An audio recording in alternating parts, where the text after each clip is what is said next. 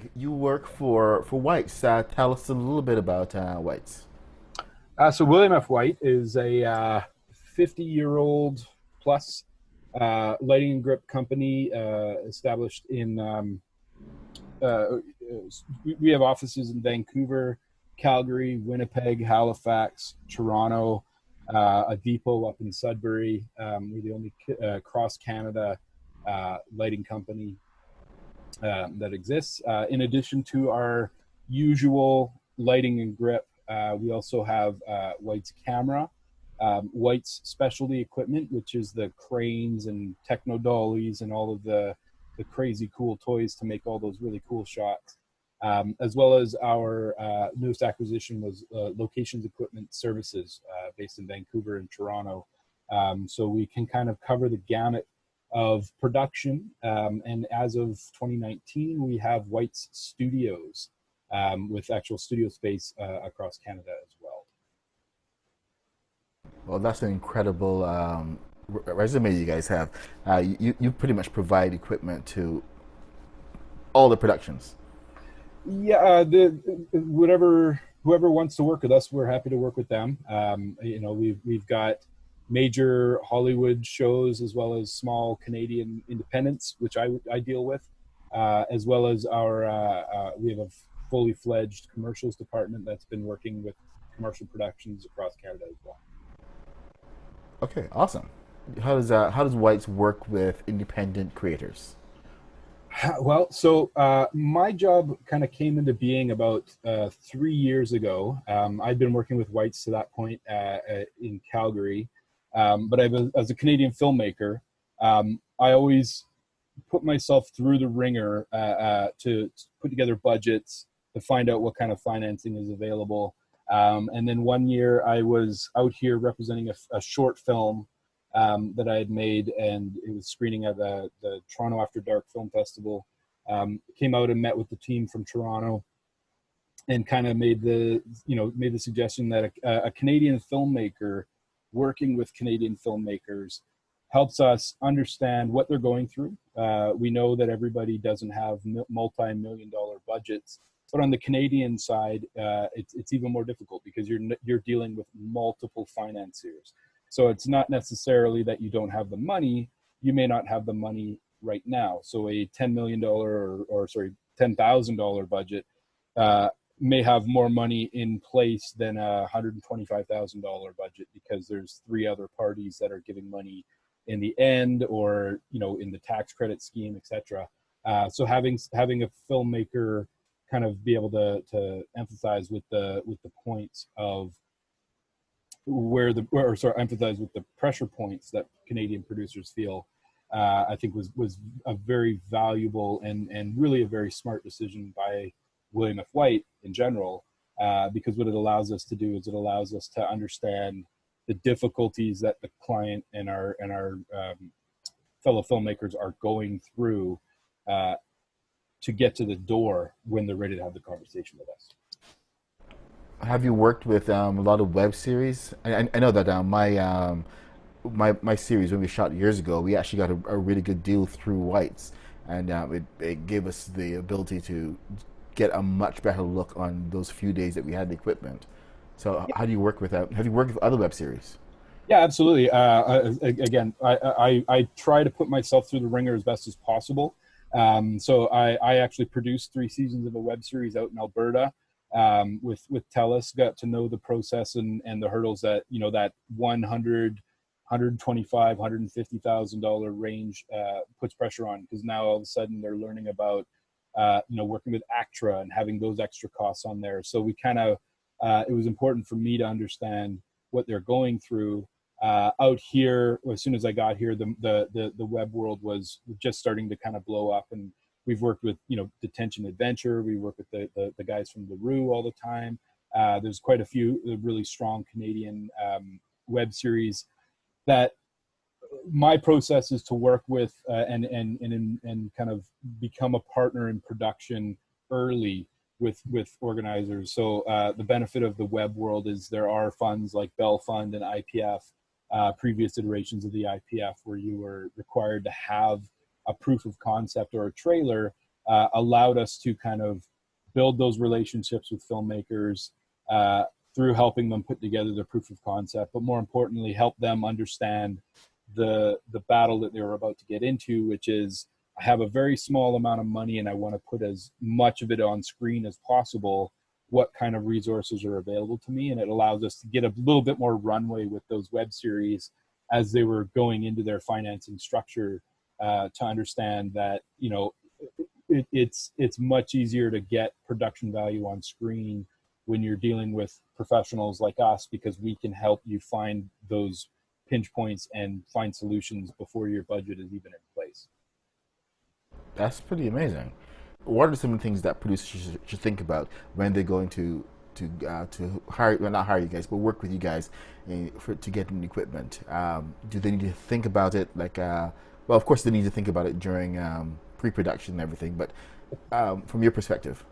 Yeah, I think one of the big things that I try to inspire in filmmakers and web producers and essentially Canadians, Canadian creatives in general, is to help them understand that we do this every day.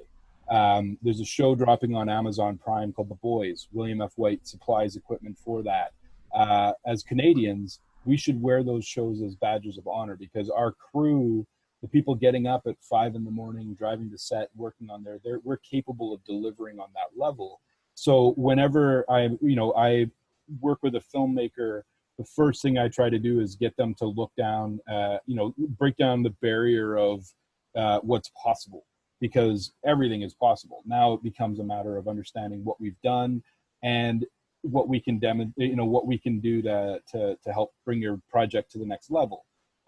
If you're the best case scenario for me personally is to have a filmmaker come in prior to their funding application, so that they can get a real good sense on what they can accomplish within the parameters that they're setting for themselves. So if you're coming in as a web series producer, you're looking at, 125 to $500,000 in your budget. If your project is really grand in scope, that shouldn't limit you to the budget that you're working within. But the conversation we have is to kind of figure out what you need to accomplish that vision in your head. And a lot of times, they'll come in and just kind of check a box, fill in the budget, and then say, for lighting and grip, I put down $200. That's not really a realistic number. But what that does in the overall scheme of things is it greatly affects the look of the project. Whereas, having a conversation early and understanding that my vision is really, it's really fast moving. It requires a lot of camera motion, camera movement. There's dolly options that cost $80, and there's dolly options that cost thousands of dollars. Where do we want to find this project on that scale? And helping that filmmaker make sure that when they go to that that funding stage, they have those boxes checked appropriately when they sit across the table from us with their financing already in place, and they say, I put these numbers in based on our conversation. We're now in a much better space because their vision is going to remain intact, as opposed to, I only have this much money, what do I have to cut to make this possible? That's always a much more difficult conversation to have with filmmakers. And it's one that, we have a depth of inventory that is unmatched. So we can certainly make a lot possible, but there are just some elements that we really want to make sure a filmmaker is aware of what it costs and the value in making sure that those numbers are appropriate going forward. Okay, this thought just occurred to me, but before shooting a short film was always seen as a stepping stone, but now a lot of people are looking at web series and seeing the potential in really shooting something different, and they're trying to use the web series as that new stepping stone, but it requires a different level of, say, commitment and equipment as well. What advice would you give to someone who's considering this kind of step, because they have much wider needs if they go in web series? Yeah, exactly. I think the format really is dictated by the story you're telling. I've had a lot of filmmakers reach out to me and say, I've got this really cool short that I want to go and make into a feature. The fortunate scenario for that is that there's a lot of really strong resources available for that model. A short filmmaker who hasn't made a feature, there's a lot of qualifications for financing that they have that someone who's made 5 features doesn't. So those type of options are kind of the strong point when it comes to short filmmaking in the feature world. In the web world, the big question that you have to ask a lot of filmmakers is the story strong enough to sustain a series? A lot of times, what people will look at is kind of like, I've got a 90-page script for a feature that no one wants to buy. If I put in 10-minute act breaks, can I make that, can I serialize that into a web series? A lot of times that doesn't work because series is series. It's just a way for them to try and make something that nobody wanted in the first place. Whereas taking an opportunity to kind of turn a short film into something that a character that people really love and that we want to see that character go on these journeys and these adventures. The focus of that short film isn't necessarily the story. It's more that this is kind of a micro pilot for a series, and it may not have been written yet, or it may not have been ever considered as a web series. Maybe it was a TV show, like a full-on proper TV series that you're envisioning. But the short format allows us to get just such an early glimpse at what it is that they do. As a rental house, we deal in days per week. So we deal with, you pick up your gear on Friday and you go shoot the next week. You come back the following Monday. Those 5 days that we're looking at for your production, the Monday to Friday, you could shoot a feature in that space. We had a talent to watch project do a 1 week series or 1 week feature. We've had web series go out for 10 days and shoot an entire season of a web series for over 5 shooting days. So the end goal is kind of irrelevant, especially when we have the term web series and we have Quibi in play with tens of millions of dollars in their budget, and they're shooting for months. They're still classed as a web series, but they've got Chris Hemsworth in it, or Liam Hemsworth in it. That whole idea of splitting a feature and a television and a web series in terms of that being any sort of a dictator, I think on our end is kind of irrelevant, especially mine in the low budget space, because I could give you gear for a week and you could come out with there could be 5 different potential end results in that space. But where it does matter is you and your story, and what your story is looking to kind of what the story needs to be told. Awesome. Okay. So what costs do new filmmakers always find the most shocking? Outside of what we do, insurance is quite often the one that most people hit a problem with, and it's mainly just because of either inexperience and them not knowing that production requires. We require insurance as a company, but locations require that as a company. If you're going to make any sort of a sale or deliverables, they're all going to require that as a company. And first-time filmmakers, especially ones that are usually coming from, if you're an actor and you want to put together a web series to showcase your talents, that's probably the first and most immediate cost that really scares people off. And that's probably why a lot of the web series don't necessarily end up either properly produced or even going to camera, is just the idea of having to pump out, close to $2,000 for something that you hopefully will never need. Getting over that insurance hurdle, I think the big things that people when they come to work with us, the big costs that tend to hit are not necessarily the equipment costs, but the fact that this really cool techno crane requires 2 techs, and they're extremely skilled and they're extremely high demand. or sorry, high in demand in the industry. So, we could say, I'm glad that you were able to kind of budget for a techno crane for the day. But there's also these technicians that know how this piece of equipment works. We're not just going to say, here's your really fancy, cool crane. Here's your the keys and go have fun. We make sure that the tools that you're working with are also teched by the best people in the game, and that's something that a lot of filmmakers are not prepared for, or even really even understanding. A lot of it is a DIY mentality that just ultimately doesn't really get to that stage of understanding the budgets. We're all living under the umbrella of COVID right now. How Yes. has it affected you guys in production?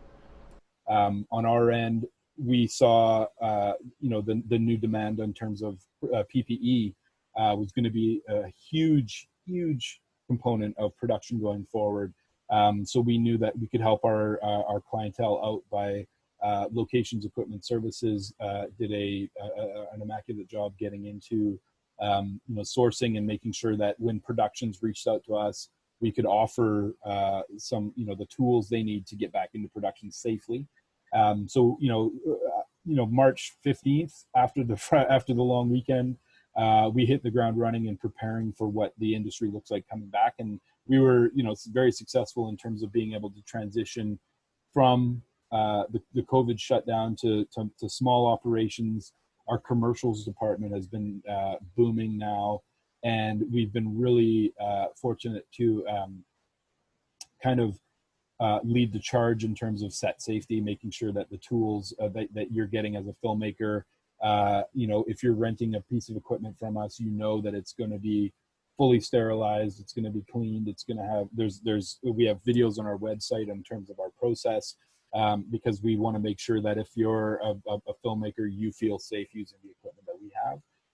So it was definitely a terrible time, but within White's, within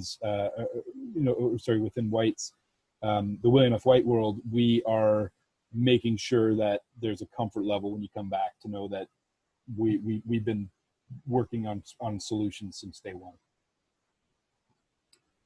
Well, it's remarkable that the entire entertainment industry here has really taken it seriously. So, like, what are your views on how Yeah. what Uh, it's going to be looking like? yeah, it's amazing to me. Like the film industry is such a tight knit community.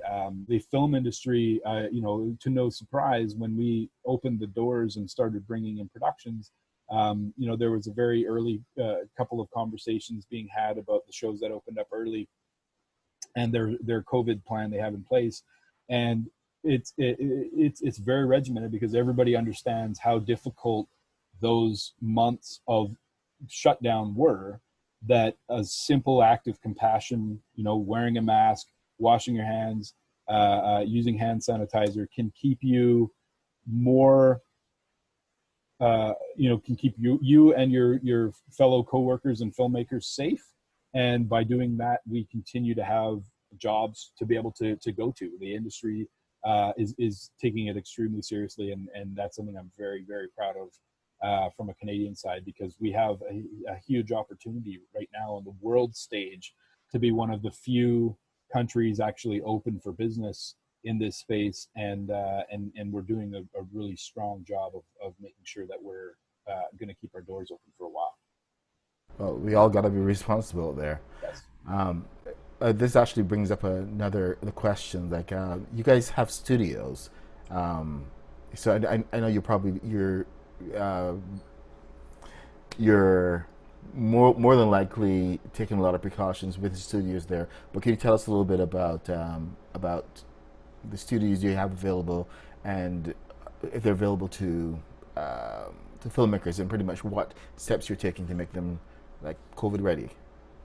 Yeah, so our studios in that sphere between Vancouver, Calgary, Winnipeg, Halifax, Toronto, our studios tend to service the bigger mainstream major productions, the Disneys, the Foxes, the Universals, the Netflixes. Those big, massive projects that are looking to take advantage of filming in Canada. So what we've seen as far as a Canadian filmmaker goes, a lot of them, 100,000 square foot studio space is quite often beyond overkill for a Canadian filmmaker. But also just the demand, like studio has always been something that's been really strong in demand for years, and we're being able to kind of help alleviate some of that by opening these spaces now. But what we're finding is a lot of the bigger, more established, obviously, studios and companies are getting access to that. On the Canadian side, I take it from a very strong grassroots position, in that, again, it's that we're all in this together mentality. From a Canadian standpoint, I know you don't have $100,000 a day for your studio, but I do know that there's so and so in Hamilton, or somebody out in Burlington has a 10,000 square foot stage that would be, extremely happy to do your, to take your production and house it for a month. So again, as a filmmaker, I make a point to make sure that those locations are, taken care of. They're not not William F. White owned properties or managed properties, or even, they're not in our sphere. But as a Canadian filmmaker, I know the value, because I grew up in that space. I know the value of making sure that we've got these small, independent, accessible studios, because real estate is extremely competitive. So to make sure that the Canadians have an opportunity to play in those spaces is something that I'm very proud of in the stream that I work in, to be able to kind of say we're making sure that Canadians are being taken Well, glad you are right where you are. care of. Thank you. Not in my back bedroom during COVID. No. Okay. Do you have any words of encouragement for the producers? Yeah. Again, the big thing that I try to get every filmmaker out there to know is, we make, and I say we, I mean Canadians, make everything that you watch on TV. It's stunning. The Hollywood machine that comes in and takes over and drives our industry. As William F. White, as an employee, and working with them, I'm very happy that they're there. But as a filmmaker and as a Canadian, knowing the blood, sweat, and tears of our fellow Canadians that are putting in the time to work on these shows. It's an art form. And as a Canadian, to me, I look at it and say, to that first AC on a big major Netflix show, they have a creative mortgage. They got into this industry because they're really creative. They want to tell stories. They want to do these things. My words of encouragement to that person out there is, the tools that you're working on did not come from LA. They are here. If you're in Calgary, a relatively small market for film and production, it's booming, and the tools and resources are there.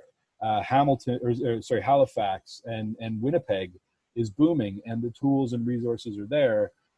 It's just a matter of making that connection. It may not happen overnight, and it's really a strong, multi-year battle for financing to fall into place. But for that filmmaker out there, we know that a show like The Boys is possible because it's being done here. We know that a Canadian show like Freaks out in Vancouver is possible because Zach and the team out there made it possible. There are really strong examples of what Canadian success looks like, but there's also even more stronger examples of what we can do as Canadians when we get the opportunity to work on the big shows. And at the end of the day, those are Canadians who, if I'm a low budget filmmaker, I can talk to that Canadian gaffer and know that this guy has made The Shape of Water, and he has the experience, and I know that that's possible in my own country. I think that's something that is quite often overlooked by a lot of Canadians, but is also something that is very, very driving for me is we can do it. We just got to do it. All right. So when our members come to William F. White's, should they come and ask for you? Yeah, so the when you're working with William F. White, there's kind of a multi-tiered angle. What I do, my business kind of my practice is a little bit different than the traditional stream, which is usually we're often kind of considered like the last stop, especially if you're in a production state. If you're a Netflix show, all of these conversations happen. They get greenlit. They come out to Toronto. They set up, and then they reach out to us and say, "We need these tools. Here's our multi-million-dollar budget." As a Canadian, what I encourage is if you're a filmmaker, if you're a web series producer, if you're a storyteller in general, and you've got a project that you're putting together, getting on Zoom, hopefully grabbing a coffee in the future, grabbing a lunch, and essentially I've done with this today. But as of 2:30 on a Wednesday, I've had 3 of these meetings already, where a filmmaker is literally pitching me their story, their short film or their feature that they want to make. I rely on our 50 years experience to kind of say, that one really kind of moment in your pitch where you got passionate about this one shot that you've clearly got in your head. To me, that's the one thing that we have to make sure we maintain, because the last thing you want to do is cut that. And if you're not having conversations with us, that type of shot might be something that you, just based on experience, you might not be able to glean what is important about that shot. Case in point, this morning, talking to a filmmaker about this really cool end scene that they had, and they were kind of like, it was coming out of a barn at night, and they wanted to shoot off the top floor and kind of track through, which is great. But then, as a filmmaker with experience and also working with William F. White, my immediate take is you're outside in the barn, or sorry, you're outside and inside in one continuous shot. Outside at night, we need lights, we need generators. Otherwise, you may as well just shoot a black screen. You need these pieces. You're tracking through into a location that once you move through here, you're going to have lighting in that space. So, the average, Canadian filmmaker to kind of say it's a nighttime show, I don't need that much light. I spent 10 years in Alberta to know exactly how much light you need to make nighttime look like nighttime. And so it's just that type of experience helps shape that filmmaker's plan going forward. So now, instead of having $2,000 in their lighting and grip budget and having to find workarounds when it comes to shooting, now they're going into their application with a proper number, but also backed up and supported by quotes, a letter of support from me, and also video examples of the move that they're trying to accomplish. Because we found that clip online of the film that they were referencing, which we shot in Vancouver, and we could pull up the exact package of equipment that they used to pull that shot off, so that when they go to their, in this case, Telefilm, when they put their application forward to Telefilm, they know if Telefilm says yes, their vision as planned is not going to really change that much. It might change a little bit based on locations, etc. But at least the vision of that move is something that's been properly budgeted for going forward. At that stage, it's a script. They have a script and a director, a DP friend who is probably going to DP the show. But the producer, myself, the director, the DP, all on a Zoom call, all talking creative, and then we're able to kind of discern what those key elements of their project are. Things like sandbags and C-stands and apple boxes, the essentials, those are easy enough to cover, but it's those big pieces that make your movie stand out and add production value, that 30-minute Zoom call was able to kind of really help put into perspective for those filmmakers. Okay, wicked. All right. Well, Greg, I want to thank you very much for having this discussion with us. Very insightful. Could you tell everyone how they can find William F. White, social media, and how they can find you? Yeah. Whites.com is our website. Follow us on Twitter, Facebook, Instagram. Some really cool behind the scenes footage of some of the last kind of virtual production elements that we've been doing should be going up soon. And then my email is gjeffs@whites.com. I'm based here in Toronto, but virtually I'm dealing with filmmakers from Vancouver Island all the way over to Nova Scotia right now. It's really easy, to reach out, ask questions early in your project's life. If you are funded and do you want to just come and chat about the project going forward, we can chat. If you're looking to find the best funding pathway, reach out. Happy to chat. Okay, well, great. Thank you. All of our IWCC members are going to be very glad to hear this. So, thank you once again. Yeah, absolutely. I appreciate you guys taking the time.